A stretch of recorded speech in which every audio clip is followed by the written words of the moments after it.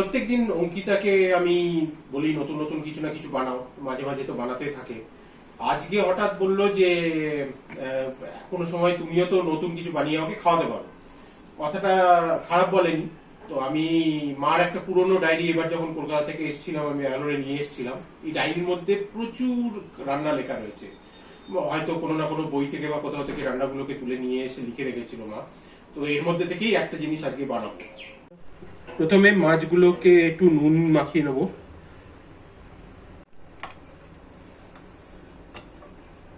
কড়াইতে একটুখানি তেল দিয়ে দিচ্ছি।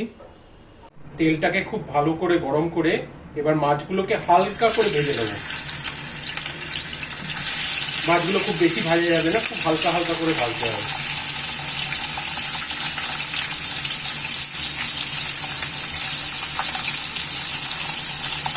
ভাজা মাছগুলো হালকা হালকা ভাজা করে তুলে নিচ্ছি। এবার গরম তেলের মধ্যে অল্প ধনে, জিরে গুঁড়ো, গরম মশলা আর অল্প গোলমরিচ দিয়ে দিলাম। দিয়ে এবার একটু নাড়িয়ে দিই।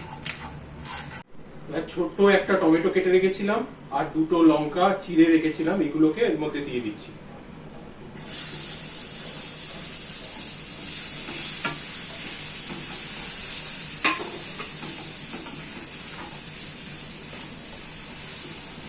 এবার টমেটোটাকে একটু সফট করে ভেজে নেব। টমেটোটা যাতে একটু বেশ তাড়াতাড়ি নরম হয়ে যায়, তাই জন্য অল্প করে নুন দিয়ে দিলাম এর ভেতরে।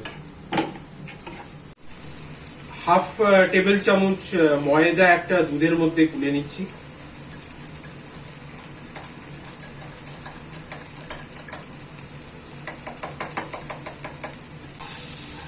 এইবার এই দুধটার ময়দার মিশ্রণটা আমি ঢেলে দিলাম কড়াইয়ের মধ্যে।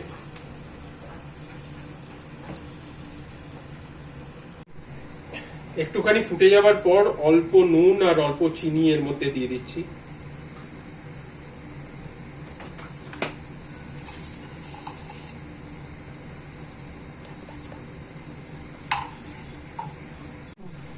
এবার আস্তে আস্তে ভাজা মাছগুলো এই তরকারির ভেতরে দিয়ে দিচ্ছি।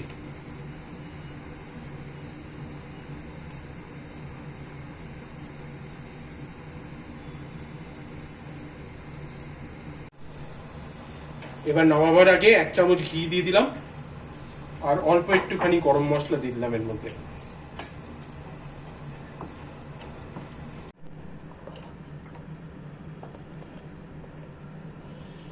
এবার আমি তরকারিটা হয়ে গেছে, মাছগুলো আগে নামিয়ে নিই, নাহলে ভেঙে যাবে।